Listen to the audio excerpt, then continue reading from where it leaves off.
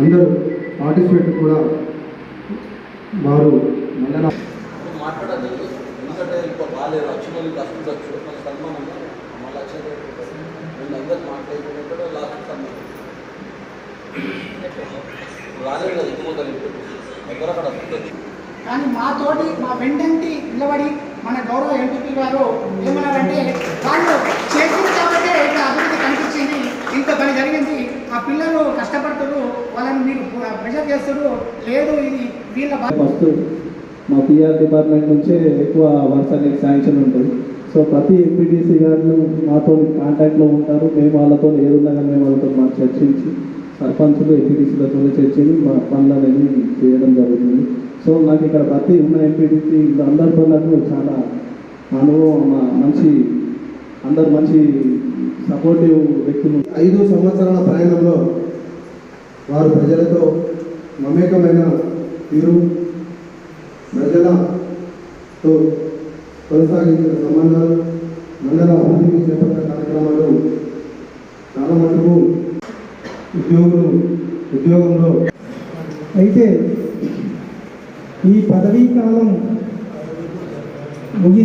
ముగించిన తర్వాత ఏం చేయాలనేది మళ్ళీ ఒక క్వశ్చన్.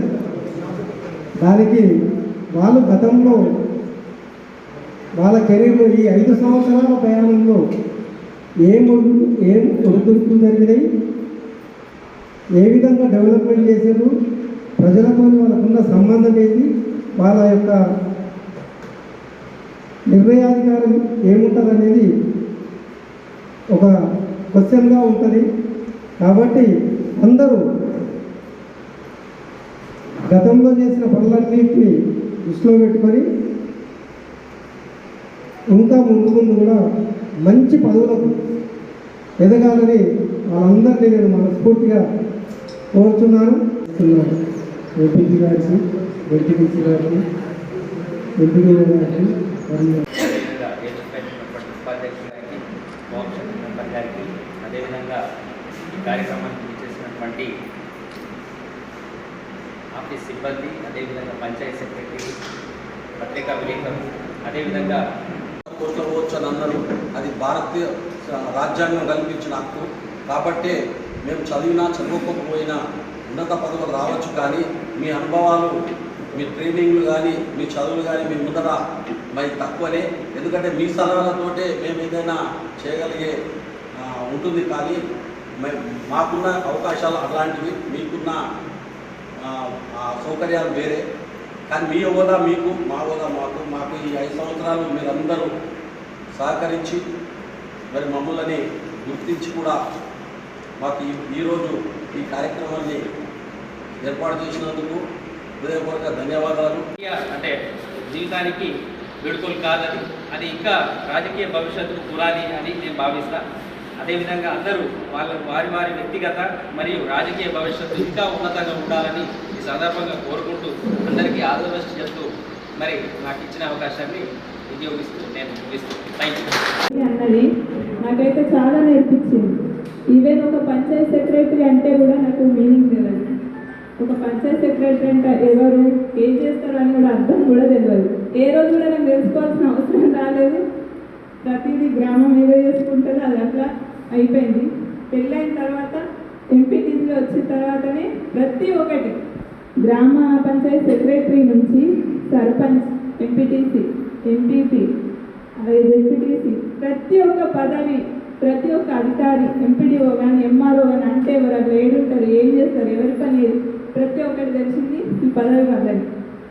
అలాగే మామూలుగా రాజకీయాలు అంటే ఏదో ఊహించుకొని కొందరు లేదు, కానీ మా వ్యక్తిపరంగా ఒక హెల్ప్ చేస్తే ఒక పేరు నిలుచుకోవాలన్నట్టు మా ఆయనకు అది ఒకటి చరిత్రలో ఫలానా వ్యక్తి అనేటోడు ఉంటుండే, చేస్తుండే అని బాగా కోరిక. 4 నెలలు కంప్లీట్ అయిపోయింది.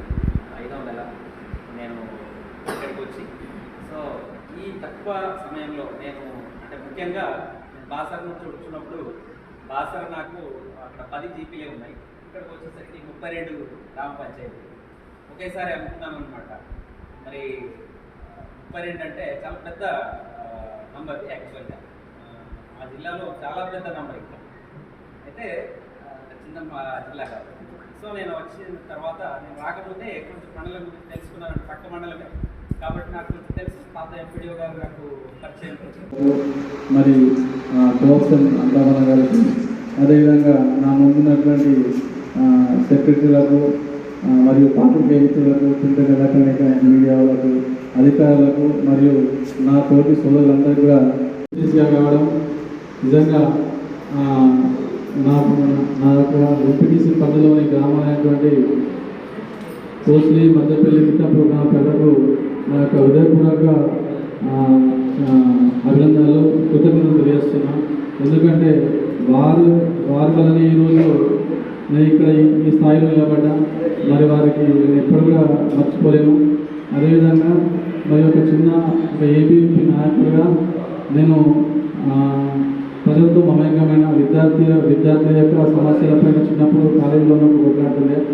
అక్కడి నుంచి ఈరోజు వైఎస్ఆర్సీపీ స్థాయికి వచ్చానంటే మరి దానికి నా వెనుక ఉన్నటువంటి అనేక మంది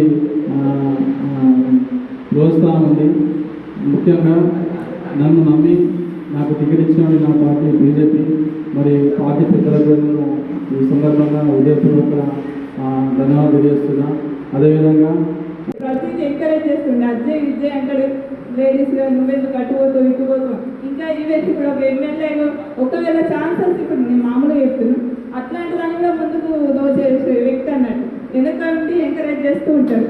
ప్రతి ఒక్క విషయాన్ని ఎంకరేజ్ చేస్తూనే ఉంటాడు. సమావేశానికి వచ్చిన గౌరవ ఎంపీటీసీలకు, గౌరవ జడ్పీసీ గారికి, అదేవిధంగా అధికారులకు మరియు నాయకులకు మరియు మీడియా మిత్రులకు ప్రతి ఒక్కరికి పేరున ధన్యవాదాలు తెలుపుకుంటూ, ఏదైతే అని చెప్పేసి మన అందరూ తెలుసు, కష్టకాలం వచ్చింది. మరి ఆ సమయంలో కూడా మరి ఇక్కడ నుండి చాలామంది సెక్రటరీలు మరియు అధికారులు అప్పుడు సహకరిస్తారండి. మరి ఈ సందర్భంగా ఆయన కూడా మనం గుర్తు చేసుకోవాలా. ఎందుకంటే 5 సంవత్సరాలు ఒక పాట పెద్ద మొత్తంలో ఇక ఆయన ఇక్కడ సేవ చేసిండు. ఆయనతో మాకు అనుబంధం ప్రత్యేకంగా ఉన్నది. ఆయన కానీ గోపాలకృష్ణ సార్ కానీ మరి వారికి కూడా ఈ సందర్భంగా నేను గుర్తు చేసుకుంటున్నా, వారికి కూడా ప్రత్యేక ధన్యవాదాలు తెలియజేసుకుంటున్నా. ఈ విధంగా నేను గతంలో నాకు ఫస్ట్ రాజకీయ అనుభవం లేదు. నేను సర్పంచ్గా పోటీ చేయడం జరిగింది. సర్పంచ్గా పోటీ చేస్తే ఓడిపోవడం జరిగింది. తర్వాత నేను బాధపడ్డా, ప్రజలకు సేవ ఏ విధంగా చేయాలని ఆలోచించాను. సరే మళ్ళీ ఎంపీటీసీ అవకాశం వచ్చింది. ఎంపీటీసీ అయినా కానీ నాది ఏమైంది, నాది క్యాస్ట్ ఎస్సీ. మళ్ళీ నాకు వచ్చే జనరల్ వచ్చింది. సరే నేను జనరల్ పోటీ చేసిన. నాకు అక్కడ ఉన్న ఏదైతే అభంగపట్నం, స్టేషన్ ఏరియా, మాంతం గ్రామ పరిధి ప్రజలు భారీ మెజార్టీతో నాకు గెలిపించడం జరిగింది. మా తోటి ఎంపీటీసీలు, అదేవిధంగా గౌరవ సర్పంచులు, ఈ మండల ప్రజలు, సహకరించిన అధికారులు మరియు గ్రామ సెక్రటరీలు, అదేవిధంగా ప్రతి ఒక్క అధికారికి నేను నా శిరస్సు వంచి వారికి పాదాభివందనం తెలుపుతున్నాను. ఎందుకంటే వారు సహాయ సహకారాలతోనే ఈ విధంగా నేను 5 సంవత్సరాలు విజయవంతం చేసుకోవడం జరిగింది. నేను ఫస్ట్ ఎంపీపీగా పదవి బాధ్యతలు చేపట్టిన తర్వాత కొందరు మా పార్టీలో బీఆర్ఎస్ నాయకులు నువ్వు ఏ విధంగా 5 నెలలు చేస్తావని నాకు నైపేట ఛాలెంజ్ చేయడం జరిగింది. సరే ఆ దేవుడి సహాయ సహకారాలతో నేను ప్రజలకు సేవలు అందించిన. నా దగ్గర ఇక్కడ మండలంలో చాలామంది పింఛన్, చాలామంది ఇక్కడ సర్పంచ్, అక్కడ ఎంపీటీసీ గొడవల వలన చాలామంది పింఛన్లు కొట్టేయడం జరిగింది. వాళ్ళకు సుగా ఎవరికి తెలియకుండా నేను చాలామంది కనీసం ఒక 3 ఎంతోమందికి నేను ఇక్కడ వారికి మళ్ళీ తిరిగి వారి పింఛన్ చేయించడం జరిగింది. అదేవిధంగా ప్రజలకు నేను ఎంతగానో అనే విధంగా అభివృద్ధి పదంలో మండలిని దూసుకుపోయే విధంగా మారుమూల గ్రామంలో రోడ్డు కానీ అన్ని సౌకర్యాలు కల్పించే విధంగా ప్రజలకు నేను సేవ చేయడం జరిగింది. అదేవిధంగా ఈ మండలిని 5 సంవత్సరాలు అభివృద్ధి పదంలో నడిపించిన మా గౌరవ ఎంపీటీసీలకు, మరి అధికారులకు, మరియు మా గౌరవ జడ్పీటీసీ గారికి, మరి ప్రతి ఒక్కరికి నేను ధన్యవాదాలు తెలుపుతున్నాను. పరిపాలన ఒక్కరితోనే సాధ్యం కాదు, అందరి సహాయ సహకారాలు ఉంటేనే మనం ముందుకెళ్ళగలుగుతాం. ఏ విధంగా వీళ్ళు మాకు 10 మంది కాదు, మేము ఒక ఉదాహరణ మేము స్టడీ చేస్తాం. చిన్నప్పుడు చదువుకునేటప్పుడు మనం స్కూల్కి వెళ్ళడానికి ఎంతో కష్టం ఉంటుంది. తర్వాత మనం 1వ తరగతి వెళ్ళిన తర్వాత 10వ తరగతి, ఇప్పుడు 10వ తరగతి వెళ్ళామనుకున్నాం. తర్వాత మన ప్రమోషన్ కావచ్చు, లేదా అనుకుంటే మనం కింది స్థాయిలో ఏదో ఒకటి చేసుకోవచ్చు. ఆ విధంగా ఇది 10 విరమణ కాదు. మనం ఒకవేళ మనకు ఉన్నత స్థాయికి వెళ్ళచ్చు, లేదా ఏదో విధంగా మనం లైఫ్లో స్టేట్ కావచ్చు. ఎవరు అధైర్యపడద్దు. మా గౌరవ ఎంపీటీసీలు కానీ సర్పంచులు కానీ ఇందులో ఉన్న వ్యక్తులుగా మంచి పదవులు పొందాలని, అదేవిధంగా ముఖ్యంగా మా గౌరవ ఎంపీటీసీలు కానీ మా జెడ్పీటీసీలు కానీ ఉన్నత స్థాయిలో ఉండాలని మరొకసారి నేను ఆ భగవంతుని కోరుకుంటూ, అదేవిధంగా నేను మండలంలో ఉన్న ప్రజలందరికీ నేను సేవ చేస్తానని మరొకసారి ఈ అవకాశం ఇచ్చిన మీ అందరికీ నేను పేరు అనేకమైంది. ప్రజలకు ఇళ్ళవేళలా సేవ చేయడం ఒక లక్ష్యం. మనం ప్రజలు ఆపదలు ఉన్నప్పుడు ఆదుకోవడం.